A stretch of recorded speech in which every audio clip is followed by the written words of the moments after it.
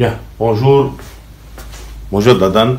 نحن لكن هلا بشابيتر تريغونومتري دون لو تريانجل ريكتانجل، هذا اخر شابيتر قلنا حناخده، بنكون ساعتها خلصنا كل شيء نحن اللي كان بدنا نوصل له اذا الله بريد. ما بيمنع انه هالكم اكزرسيس اكيد بدنا هن كل شيء بده يوسع معلوماته لطالما الكور معطي بشكل كتير حلو، لطالما هالاكزرسيس اني بهيئوا لي اني يكون انه انا فهمان الشابيتر حقيقة بطريقه كتير مهمه، وهيدا بيخليني انه اللي بده يزيد معلوماته في عنا الانال دوميني، في عنا الشامل، في عنا كتير اشياء فينا نحن نستفيد منها، فينا نفوت كمان على الانترنت اذا بدكم.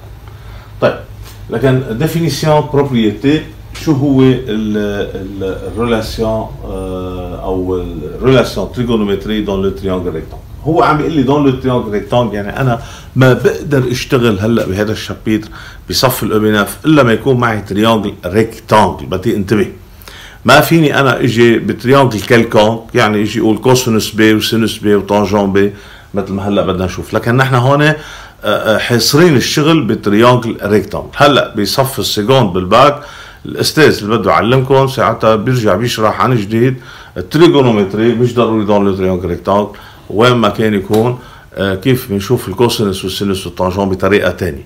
انما نحن هلا بس موجودين بتريانجل ريكتانجل. بدي ارجع كثير نبه على هالموضوع اللي في كتار منا بيخربطوا فيه.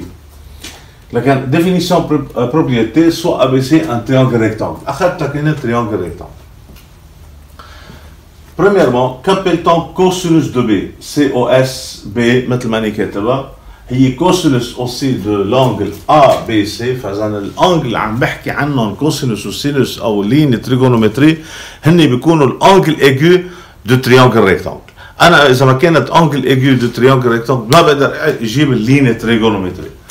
شو هي اللين تريغونومتري؟ هن تروا الكوسينوس والسينوس والطانجون. هلا حنشوف كل وحده الديفينيسيون شو بتطلع.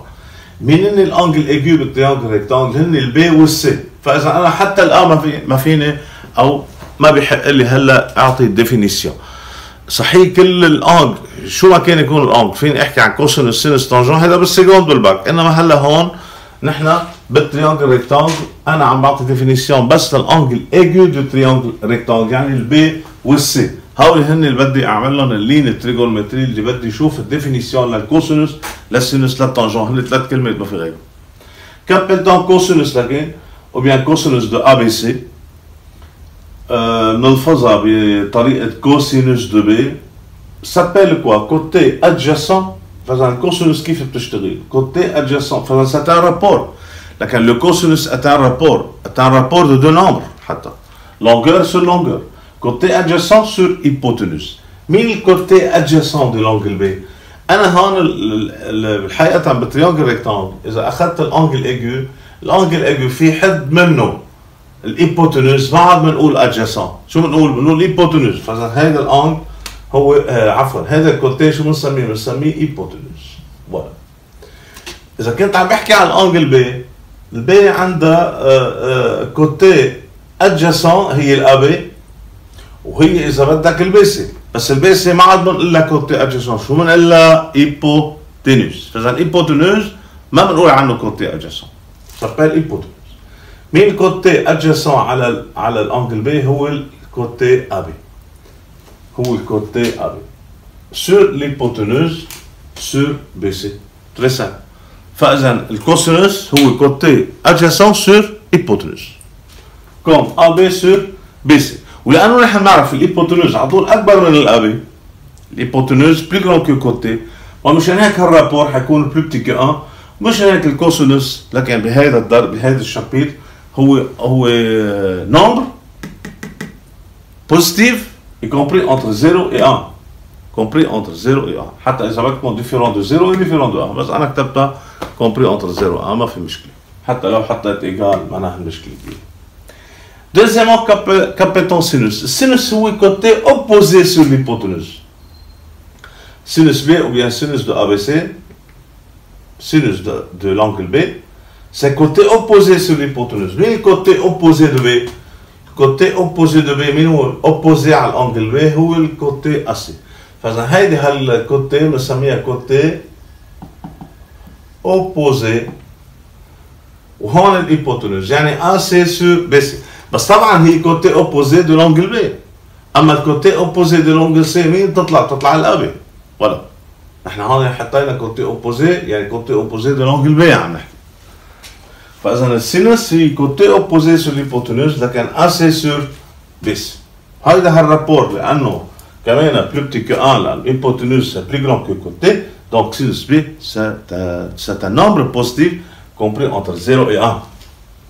Troisième formule ou bien troisième définition, qu'appelle-t-on tangent? Tangent, TAN, tangent de B, c'est tangent de l'angle aussi ABC. C'est quoi égal par définition? C'est côté opposé sur côté adjacent. On m'a fait un hypoténuse. Il est opposé sur adjacent. Mais l'opposé à l'angle B, c'est AC. Côté adjacent de l'angle B, مثل ما قلنا هيدا منه adjacent, هيدا s'appelle hypoténuse من هلا ورايح، ما بسميه côté adjacent. لكن sur adjacent يعني sur AB. Donc c'est AC sur AB. لو طالما AC sur AB بدنا نعرف مين أكبر من الثاني حسب البروبليم. ما في عندي hypoténuse، مشان هيك قلت التانجent هو نمبر بوزيتيف بس ما قلت كأنه plus petit que 1 ولا plus grand que 1. كل شيء عرفتوا إنه tangent c'est un nombre positif. مشان هيك هلا كم رومارك حكمل واشتغل على الانجل سي. ما نحن قلنا انه اليوم بالتريانجل ريكتانجل في عندي دو انجل ايجو، فاذا في عندي دو انجل فيني اشتغل عليهم هن البي والانجل سي. انا اشتغلت على البي بار ديفينيسيون بار بروبريتي. تعالوا نشوف كم رومارك تعالوا نلاقي الكوسينوس دو l'angle C est égal à quoi? Et sinus de l'angle C est égal à quoi? Et tangent de l'angle C est égal à quoi? Cosinus de C est égal à quoi?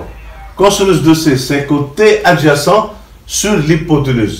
Cosinus de l'angle C c'est côté adjacent. هلا هون صار عم يشتغل غير شغل مثل ما قلنا. الكوسينوس de C مين côté adjacent? Côté adjacent c'est AC.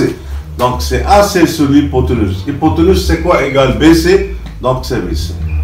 Sinus de C.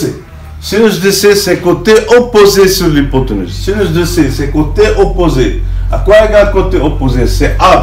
Donc c'est AB sur BC. Voilà.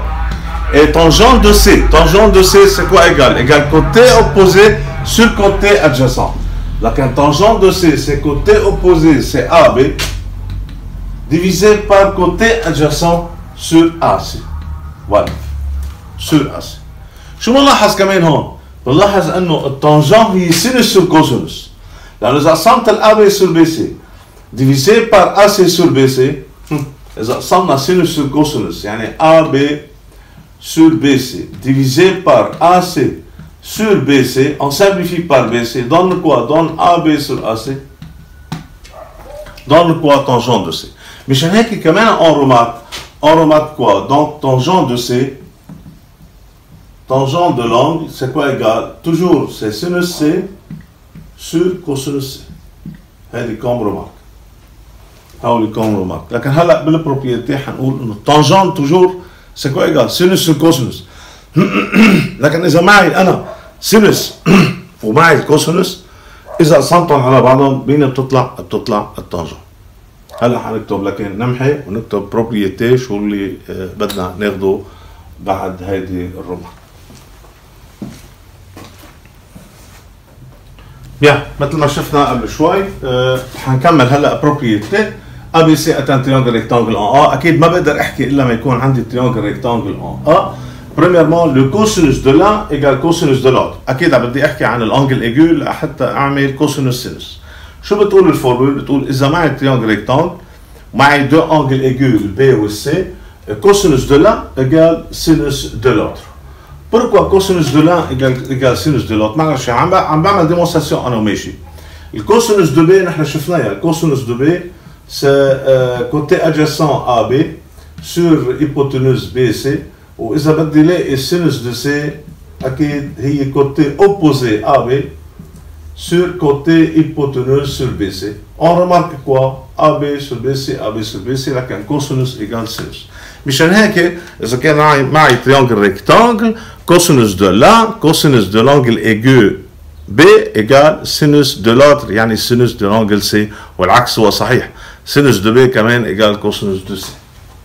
C'est premièrement. Deuxièmement, tangent هلا شفناها عفوا شفنا يمكن هاي tangent de l'un égale 1 sur tangent de l'autre. Pourquoi? Tangent de B, c'est quoi égale tangent de B? Tangent de B, c'est côté opposé AC sur côté adjacent sur AB. Voilà. Et ça veut dire que tangent de C, c'est quoi égal tangent de C? Tangent de C, c'est côté opposé AB sur côté adjacent sur AC. On remarque quoi? Que AC sur AB et on a AB sur AC. Donc l'un égale inverse de l'autre. L'inverse. La tangent égale 1 sur tangent. Et tangent de C, c'est 1 sur tangent de B. Voilà. Troisièmement, هلا شفتها هلا عملنا la démonstration قبل شوي.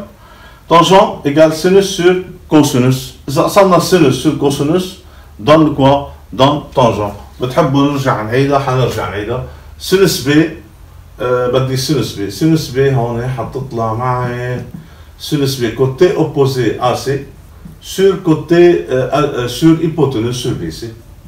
إذا بدي أرسم sinus B على cosinus B. sinus B sur cosinus B. Sinus B sur cosinus B, on trouve AC sur BC divisé par AB sur BC. On simplifie par BC, donne quoi? AC sur AB.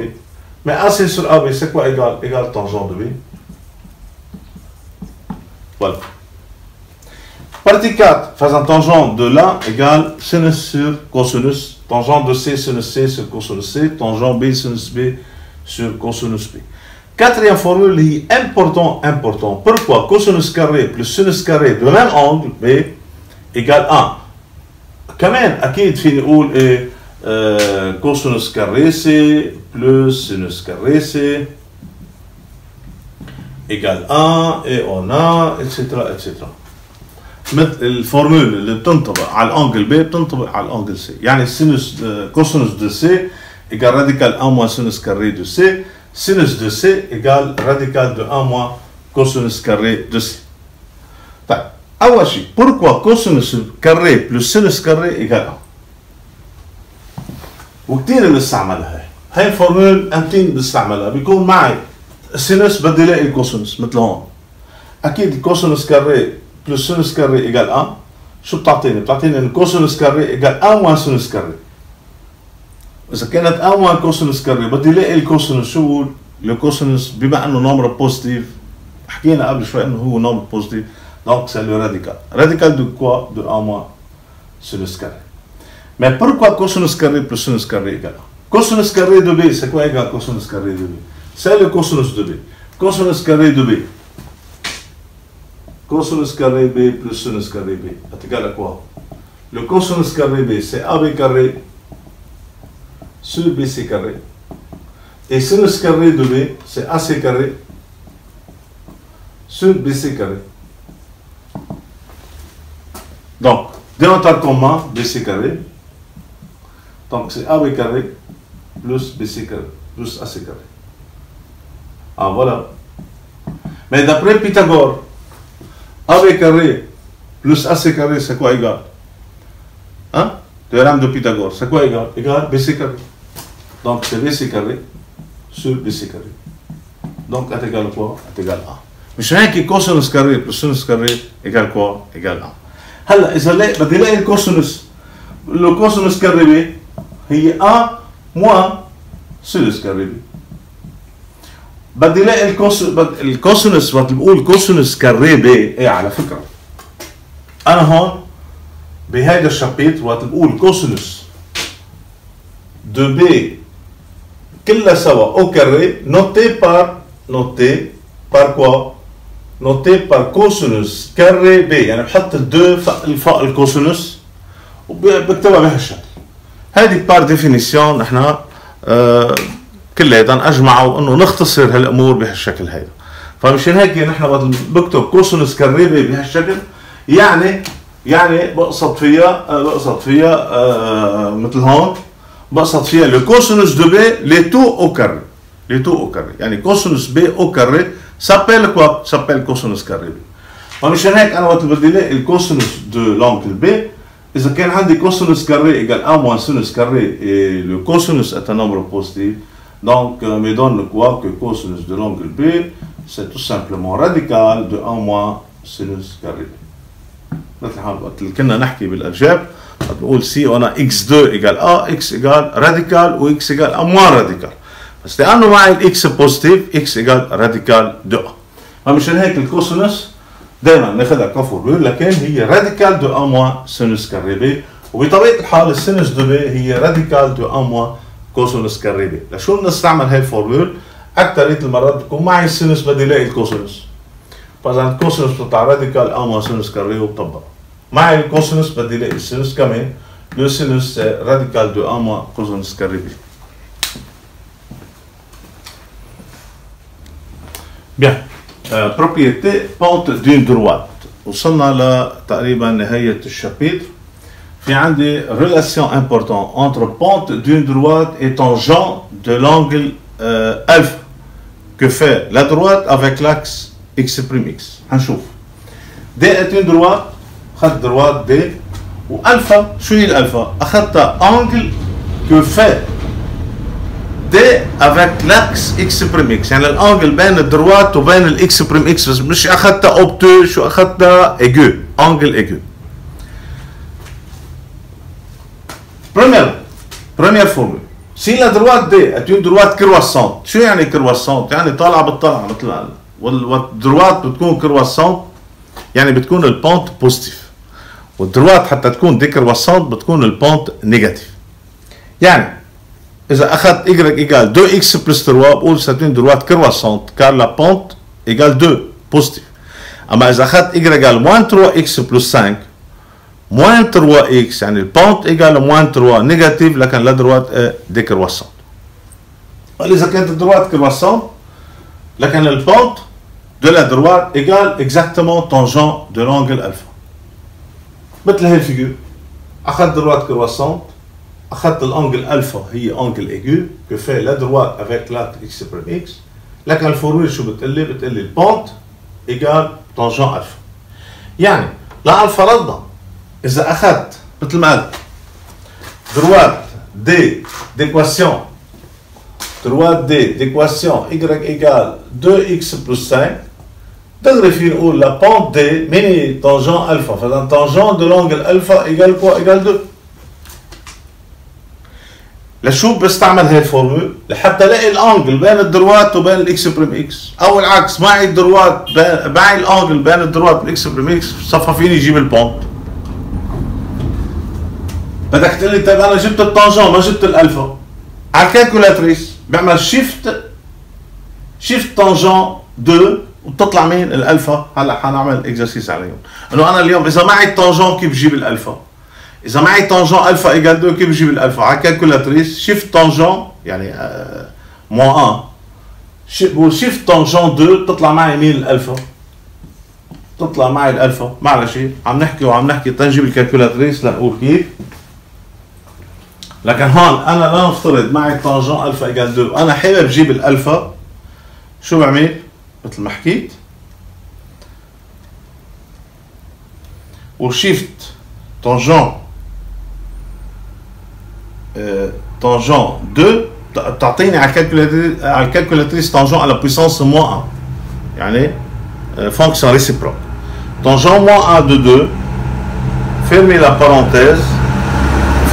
parenthèse يعني تقريبا صارت هيك ما بعرف كانوا مبينه ايه tangent moins 1 2 égal حط égal تعطيني تقريبا 1,107 ودائما بيكون الشغل en radian يعني بحط الكالكولاتريس مش بالدجري بالراديون وبشتغل بتطلع الالفا تقريبا 1,107 او اذا بدي اياها بالدجري بتطلع بالدجري مثل ما انتم بدكم. اذا بدي اياها بالدجري اذا كنت حيطت بالدجري بتطلع بالدجري، بدي اياها بالراديون بتطلع بالراديون. انا مثلا هون حيطت بالراديون، بدكم نحطها بالدجري لحتى نعرف قديش بتطلع قيمتها بالدجري.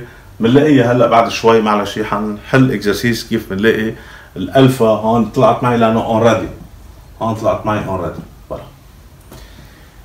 لكن سي دي ديكرواسونت هلا دي ديكرواسونت بطبيعه الحال البونت بدها تكون نيجاتيف، ومش هيك البونت شو بدها تكون؟ بدها تكون موان طونجون الفا اكيد. ما دي كرواسونت يعني بونت نيجاتيف، كرواسونت بونت بوزيتيف، مش هيك اكيد البونت ما بتقدر لكن تكون طونجون. نحن قلنا انه الطونجون بالانجل ايجو، بالانجل ايجو شو بتكون؟ بتكون بوزيتيف. فحتى تقدر تكون البونت نيجاتيف لكن سي موان طونجون الفا. شو الريلاسيون بين البونت وبين الطونجون دي لانجل ايجو؟ ايجال سي بوزيتيف موان يعني اوبوزي اذا كانت الدروات ديكرواسونت. بيان قبل ما انهي لكن هالكور الكتير حلو بهالشابيتر، مثل ما حكيت حاعطي هالرومارك امبورتون. معي كوسينوس الفا ايجال 1 دومي، بدي الاقي الالفا. معي سينوس الفا 2 تير، حابب الاقي الانجل الفا. معي تانجون ايجال راديكال دو 3 باغ اكزومبل، حابب الاقي الالفا. معي كوسينوس دو الفا 1 سور 4، حابب الاقي الالفا. طيب بطبيعه الحال اول سؤال بدي اساله انا شو اللي بدي اياه من الالفا؟ لانه الانجل ممكن يكونوا بالراديو، ممكن يكون بالدغري اكثر شيء. هلا اذا طلعنا سيكوند باك تيرمينال اكثر شيء مطلوب يمكن يكون المطلوب هو ان راديو. مشان هيك بدي اشوف الكالكولاتريس. الكالكولاتريس اشو محطوطه على شو؟ على الدغري ولا على الراديو؟ انا ساعتها بدي حدد. بتكون محطوطه على الحول من فوق، كانه دي، اذا محطوط دي يعني معناتها دغري، اذا محطوط ار يعني معناتها اون راديو. هلا انا كانت الكالكولاتريس معي اون راديو، بدي احولهم لدغري لان اكثر شيء بالبروفي بنحب الدغري نحن، ولا 30 دغري 45 دغري 90 دغري اتسترا. وبالتالي اذا بدي احول شو بعمل؟ بعمل اول شيء شيفت منيو، تطلع لي معلش هون شيفت منيو، طلعت لي هالشما شيفت منيو، وبرجع بفوت على شيء اسمه دو، هي انجل يونيت. انجل يونيت يعني بحط دو بتطلع لي دغري راديون جراديون. بنقي انا الدغري اللي فوق يعني بحط بحط بتطلع لي الدغري، بصير الدي محطوطه من فوق. هلا برجع بعيد لك اول شيء حتى احول، بعمل اول شيء شيفت منيو وفوت على الدو اللي هي الانجل يونيت. بس فوت على الدو بتعطيني دغري راديون جراديون، بنقي الان بتطلع مين؟ الدغري. هلا طلعت الدغري، كيف بدي الاقي الالفا؟ اذا كان عندي كوسينوس ايجال 1 دومي، العكس دو كوسينوس الفا يعني الانفيرس، فونكسيون ريسيبروك بدي اقول. الفونكسيون ريسيبروك هون بالكالكولاتريس هي شيفت كوسينوس، لأن أنا عم بحكي عن كوسينوس، الانفيرس هي شيفت كوسينوس، انفيرس دو سينوس شيفت سينوس، انفيرس دو تانجون شيفت تانجون، انفيرس دو كوسينوس شيفت كوسينوس. فإذا أنا شو بعمل؟ بعمل شيفت كوسينوس و 1 دومي وبحط ايجال مين بتطلع لي؟ بتطلع لي الالفا. حارجع عيد لكن شيفت كوسينوس لك وهي محطوطه فوق، كوسينوس عطتني دغري كوسينوس بويسانس موان 1 يعني لا فونكسيون ريسيبروك. لا فونكسيون ريسيبروك 1 دومي يعني 0.5 اذا بدي اكتبها، فيرمي لا بارونتيز يعني بتحط لي هي بارونتيز، بدي اعمل فيرمي لا بارونتيز وبدي ارجع اكتب ايجال، عطتني 60 60 يعني الفا ايجال 60 دوغري. فوالا. سينوس الفا 2 sur 3 كمان حيجي يقول شيفت سينوس 2 divisé par 3، بروح شوي وبعمل فيرمي لا بارونتيز، لان دائما يعني هون على الكالكولاتريس بدها تكون مكتوبه سينوس موان 1 بارونتيز 2، حطيت انا سور 3 بعدت شوي الكرسور، رجعت عطيني عملت فيرمي لا بارونتيز وبرجع بكتب ايجال حتى يعطيني الجواب. ايجال اعطاني 41,8103 اتسترا اتسترا. لو قال لي بدي هون اديس موان 2 بار ديفو كنا قلنا له 41,81. اديس موان 3 41,810 اتسترا اتسترا. هو في مرات بيقول لي بار ديفو بار اكسي اديس موان 3 بري اديس موان 2 بري اتسترا. طنجان الفا ايجال راديكال دو 3، خلوا كان معي لكن شيف طنجان راديكال دو 3 مثل ما قلنا بدي اعمل فيرمي لا بارونتيز برجع بكتب ايجال كوا ايجال 60 فوالا كمان 60 دوغري. Shift cosinus 1 sur 4 1 divisé par 4 fermez la parenthèse égale 75,522 4 etc. etc. voilà. هذا هو كل شيء. إذا الله بريد لكن حنبلش بعد منا بالإكزرسيس.